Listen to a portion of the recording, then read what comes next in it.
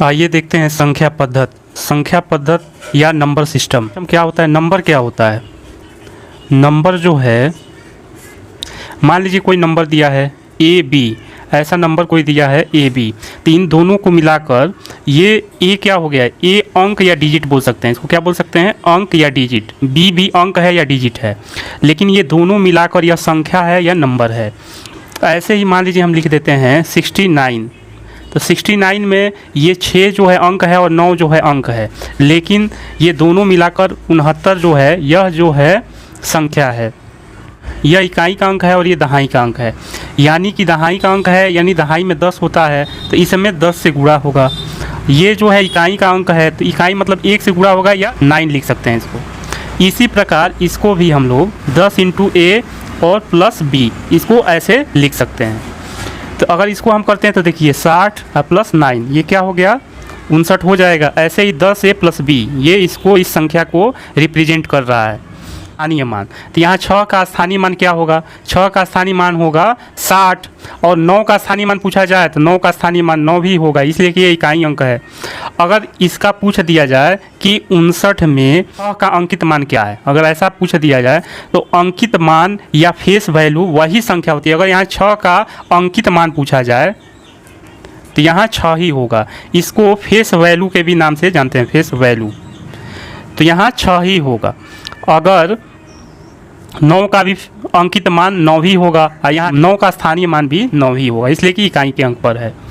तो ये परीक्षाओं में पूछ देता है कि फेस वैल्यू बताइए या अंकित मान बताइए, तो अंकित मान क्या होगा? 6 का 6 ही होगा अंकित मान। आते हैं कि यदि संख्याओं को उलट दिया जाए तो संख्या पहले संख्या का 4 गुना हो जाती है, ऐसा प्रश्न पूछता है परीक्षाओं में। तो इसको हम लोग कैसे करेंगे? तो यदि संख्या को उलट देता है तब इसको हम लोग लिख सकते हैं, यानी कि यहाँ बी एल हो गया, संख्या यहाँ बी पहले आ गया और ए बाद में आ गया यहाँ से। अगर संख्याओं को पलटने पर तो इसको हम अब यहाँ पे b क्या हो गया? यहाँ दहाई का अंक हो गया, या अगर b यहाँ दहाई का अंक है तो अब इसको लिख सकते हैं 10b प्लस a। तो संख्या को पलटने पे मान जो है अब ये दहाई के अंक पे आ गया, तो यहाँ तब होगा 10b + a, ऐसे इसको लिखेंगे हम। जैसे इसी को दिया है कि 59 को अगर पलट दिया जाए तो 59 को पलटेंगे तो क्या हो जाएगा? 96 हो जाएगा। अब 96 को हमें लिखना हो तो यहाँ क्या होगा? यहाँ 90 + 6, यहाँ ये दहाई का अंक होगा तो यहाँ पे इसमें 10 से गुणा होगा तो 90 हो जाएगा, ये 6 बराबर 96 होगा। तो इसी प्रकार इसको भी हम लोग लिख सकते हैं। आगे क्वेश्चन हल करने में इसका बहुत उपयोग है। अब देखते हैं नेचुरल नंबर किसे कहते हैं। नेचुरल नंबर किसे कहते हैं? नेचुरल नंबर या प्राकृत संख्या। नेचुरल नंबर या प्राकृत संख्या। नेचुरल नंबर स्टार्ट होता है 1 से, 1 2 3 4 5 6 7 8 9, ऐसे ही आगे बढ़ते जाता है, ये अनंत तक जाता है। इसे नेचुरल नंबर कहते हैं। होल नंबर किसे कहते हैं? होल नंबर या पूर्ण संख्या। तो होल नंबर की स्टार्टिंग 0 से होती है। अगर 0 पूछा जाए तो 0 जो है प्राकृतिक संख्या नहीं होती है। 0 जो है होल नंबर होता है, पूर्ण संख्या। यह 0 से स्टार्ट होती है, वो 0 1 2 3 और सारे प्राकृतिक संख्या इसमें आ जाते हैं, यह भी अनंत तक जाती है। इसके बाद होता है इंटीजर्स या पूर्णांक, इसे बोलते हैं पूर्णांक संख्या। इंटीजर नंबर या पूर्णांक संख्या। यहाँ इसके बीच में 0 होता है और इसके इधर जो है +1 +2, ऐसे ही +3, 4 है तो ये +4 ही है, कोई चिन्ह नहीं, ये 5 + 5 ही है। डॉट ये अनंत तक जाती है। और फिर 0 के पहले भी -1 -2 -3 डॉट ये भी अनंत तक जाती है। तो ये सारी संख्याएं जो है, ये सारी संख्याएं इंटीजर नंबर या पूर्णांक संख्या होती हैं। परीक्षाओं में पूछ देता है कि 5, जैसे मान लीजिए कोई क्वेश्चन हो 5.75 का पूर्णांक संख्या बताइए। तो इसको कैसे करेंगे आप, इसका पूर्णांक संख्या क्या होगा, तब इसका पूर्णांक नंबर ये देखेंगे कि ये अगर संख्या 5.5 से ऊपर है तब इसको हम आगे वाली संख्या का पूर्णांक ले लेंगे। जैसे ये जो है 5.5 से ऊपर है तो इसको हम 6 मान लेंगे, तो यह इसका पूर्णांक संख्या जो है होगा 6, ये हो जाएगा आंसर।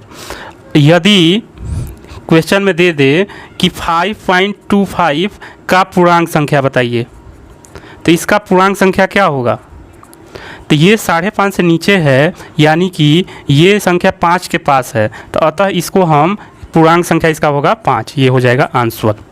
तो परीक्षाओं में ऐसे पूछता है कि पूर्णांक संख्या बताइए, तो आप ऐसे इसका आंसर दे देंगे। आइए अब देखते हैं अभाज्य संख्या। अभाज्य संख्या, अभाज्य संख्या जिसे हम लोग अंग्रेजी में प्राइम नंबर बोलते हैं। क्या बोलते हैं, प्राइम नंबर। यह अभाज्य संख्या केवल 1 से और स्वयं से, केवल 1 से और स्वयं से विभाजित होती है, इसके अलावा वह किसी भी संख्या से विभाजित नहीं होती है। जैसे हम लोग देखें तो जैसे पहली अभाज्य संख्या होती है 2, फिर हो जाएगा 3, फिर हो जाएगा 5, फिर होगा 7। 9 अभाज्य संख्या नहीं है। 9 अभाज्य संख्या क्यों नहीं है, क्योंकि 9 3 से विभाजित हो जाती है। इसके बाद है 11। ऐसे ही अभाज्य संख्याएं होती हैं। तो पहली अभाज्य संख्या होती है 2। ये 1 जो है 1 अभाज्य संख्या नहीं होती है। यह 1 केवल एक प्राकृतिक संख्या है। 1 न तो भाज्य संख्या है और न अभाज्य संख्या है या नेचुरल नंबर है। अगला क्वेश्चन पूछ देता है कि 1 से 100 तक में कितनी प्राइम नंबर होती है। 1 से 100 तक के बीच में कितने प्राइम नंबर या अभाज्य संख्या होती हैं। तो इसका आंसर होगा कि 1 से 100 तक के बीच कुल 25 अभाज्य संख्या होती है। कुल कितने होते हैं, 25 अभाज्य संख्या होते हैं। देखें तो 1 से 25 के बीच में अभाज्य संख्या, 1 से 25 के बीच में अभाज्य संख्या होती है 9 अभाज्य संख्या होती है। यही अगर हम देखें 25 से 50 के बीच में, 25 से 50 के बीच में अभाज्य संख्या, तो इसकी संख्या होती है 6। और 50 से 100 के बीच में अभाज्य संख्या होती है 10, यानी कुल मिला के होता है 25। से 100 के बीच में 25 प्राइम नंबर होते हैं। 1 से 25 के बीच में 9, 25 से 50 के बीच में 6 प्राइम नंबर और 50 से 100 के बीच में 10 प्राइम नंबर होते हैं। इसको आप याद कर दीजिएगा, यहाँ से डायरेक्ट प्रश्न पूछे जाते हैं परीक्षाओं में। अब आगे देखते हैं कंपोजिट नंबर।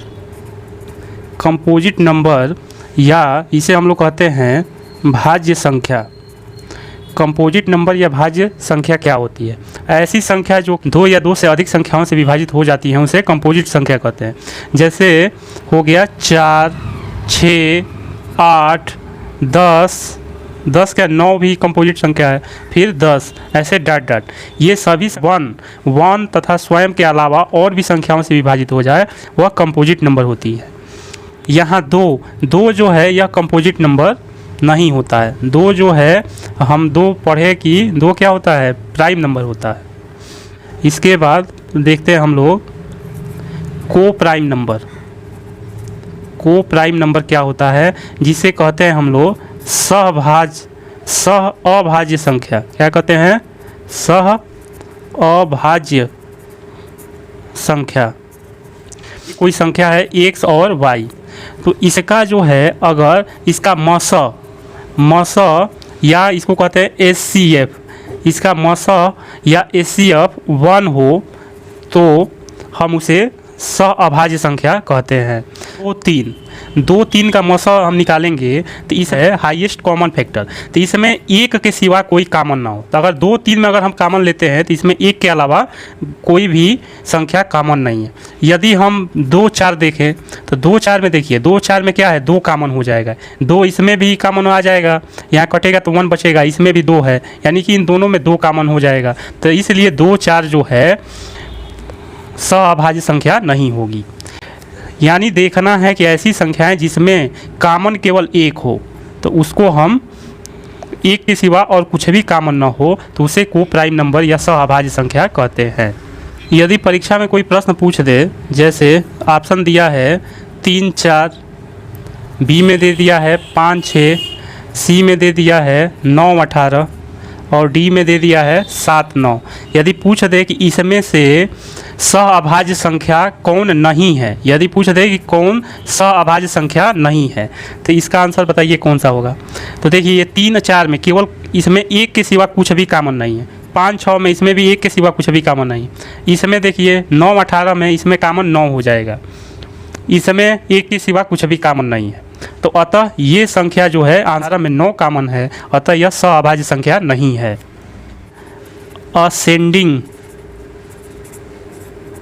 असेंडिंग ऑर्डर अर्थात आरोही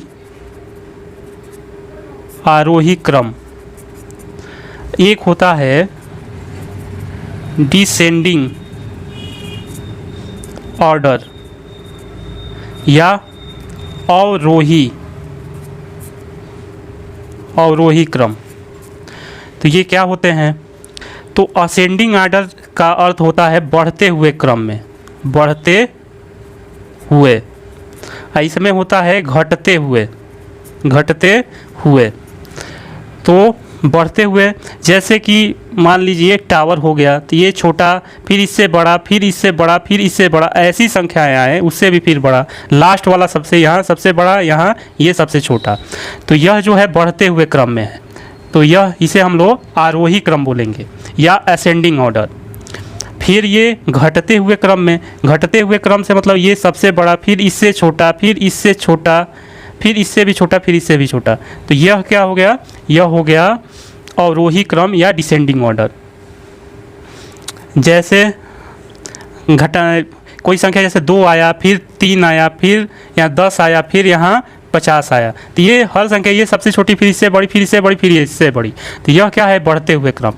अगर आ जाए इसी को लिख दिया 50, फिर 25, फिर यहाँ 20, फिर यहाँ 5, तो ये क्या हो गया घटते हुए क्रम में, यहाँ सबसे 50, तो फिर 25, फिर 20, फिर 5, तो यह हो गया घटते हुए क्रम में। इसको याद करने का ट्रिक है, यहाँ आरोही में कितने अक्षर हैं, तो आरोही में 1 2 3 अक्षर हैं, तो इसमें ये अवरोही में कितने अक्षर से अवरोही बना है, तो 1 2 3 4 अक्षर से बना है।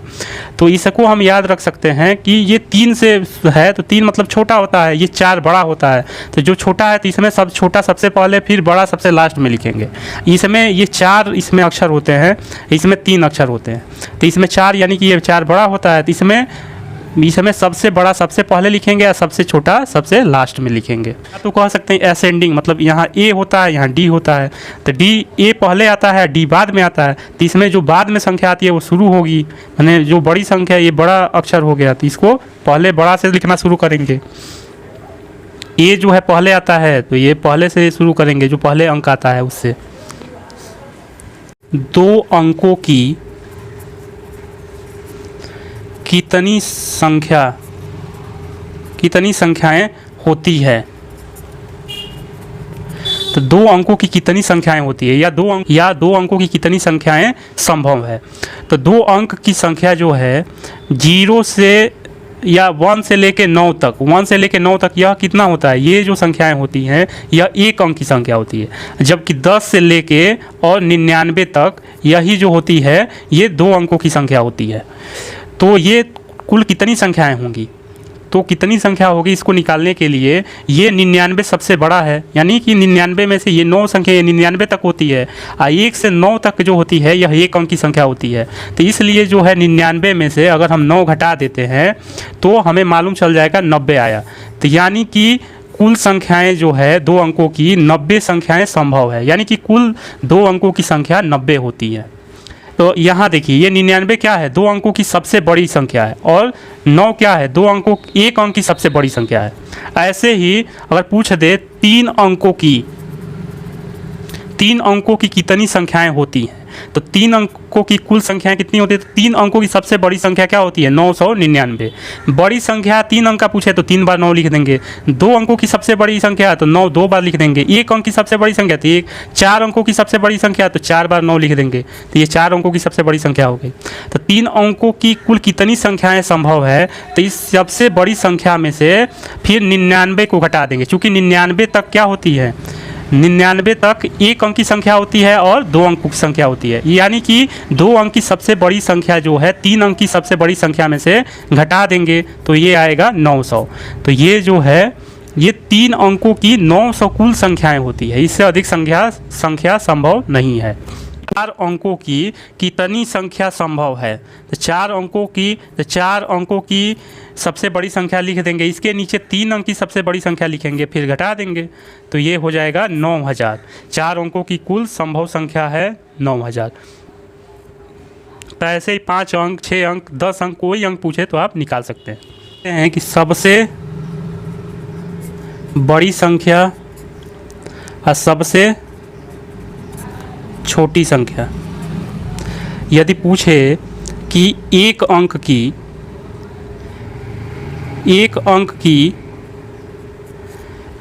सबसे बड़ी संख्या, तो एक अंक की सबसे बड़ी संख्या क्या हो जाएगा? 9। 9 के बाद अगर बड़ी संख्या होगा तो 10 हो जाएगा। तो 10 तो 2 अंक हो गया 10 में। 10 है एक अंक की सबसे छोटी संख्या, तो एक अंक की सबसे छोटी संख्या हो गई 1। यदि पूछे कि 2 अंक की सबसे बड़ी संख्या, 2 अंक की सबसे बड़ी संख्या क्या हो जाएगी? 99। 9 9 2 बार लिख देंगे तो ये 99 से एक भी अधिक बढ़ाएंगे तो वो 3 अंक की सबसे बड़ी संख्या हो जाएगी। ऐसे ही 3 अंक की सबसे बड़ी संख्या 999। 4 अंक की सबसे बड़ी संख्या 9999, ऐसे हो जाएंगे। ऐसे ही 2 अंक की सबसे छोटी संख्या क्या होगी? तो 10 हो जाएगा 1, फिर 10। 3 अंक की सबसे छोटी संख्या 100। 100 से अगर एक भी कम करते हैं तो ये 99 हो जाएगा, जो कि 2 अंक की सबसे बड़ी संख्या हो जाएगी। यह 2 अंक की संख्या बन जाएगी। तो इससे छोटी 3 अंक की कोई संख्या नहीं हो सकती। फिर 4 अंकों की सबसे छोटी संख्या तो हो जाएगा 1000। इससे एक भी कम करेंगे तो यह हो जाएगा 999, 3 अंक की संख्या बन जाएगी। तो परीक्षाओं में कुछ ऐसे प्रश्न पूछे जाते हैं, जैसे दिया है अंक 56502 से बनने वाली सबसे बड़ी संख्या तथा सबसे छोटी संख्या का योग क्या होगा? ऐसा प्रश्न परीक्षाओं में बनते हैं। तो इन अंक से बनने वाली सबसे बड़ी संख्या क्या होगी? तो सबसे बड़ी संख्या, तो इन अंकों से जो संख्या 6502 से बनने वाली सबसे बड़ी संख्या क्या हो जाएगी? तो इसमें जो सबसे बड़ा अंक रहेगा उसको सबसे पहले लिखेंगे, फिर इसके बाद जो बड़ा होगा तो इसके बाद बड़ा है 5, अब इसके बाद क्या बड़ा है 2, और सबसे छोटा क्या है 0, तो 0 लिखेंगे। इसी प्रकार जो है सबसे छोटी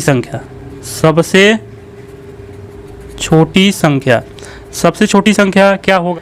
छोटा अंक होगा, उसको सबसे पहले लिखेंगे। तो सबसे छोटा अंक तो 0 है, तो 0 को अगर हम सबसे पहले लिख देते हैं तो यहाँ होगा 0, फिर 2, फिर 5 और 6। तो यहाँ 0 का कोई मायने रहेगा ही नहीं। यहाँ 0 लिखे या ना लिखे, इसका मान हो जाएगा बस ये हो जाएगा, ये 3 अंकों से ये बनी संख्या हो जाएगी। तो 0 को कम से कम 1 अंक के बाद लिखते हैं, 1 अंक के बाद ही 0 को लिखते हैं, तब उसका कोई मतलब रहेगा। तो सबसे पहले लिखेंगे सबसे छोटी संख्या 0 है, लिखेंगे इसके बाद 2 को, और 2 के बाद तब लिखेंगे यहाँ 0। इसके बाद इससे छोटी संख्या है 5, अब इसके बाद सबसे बड़ी संख्या है 6, तो सबसे बड़ी संख्या को सबसे लास्ट में लिखेंगे। केवल 0 ऐसी संख्या है जिसे 1 अंक के बाद ही हम लिखेंगे, नहीं तो उसका कोई मायने रहेगा ही नहीं। अब इसका योग पूछ रहा है, तो इसका योग क्या हो जाएगा?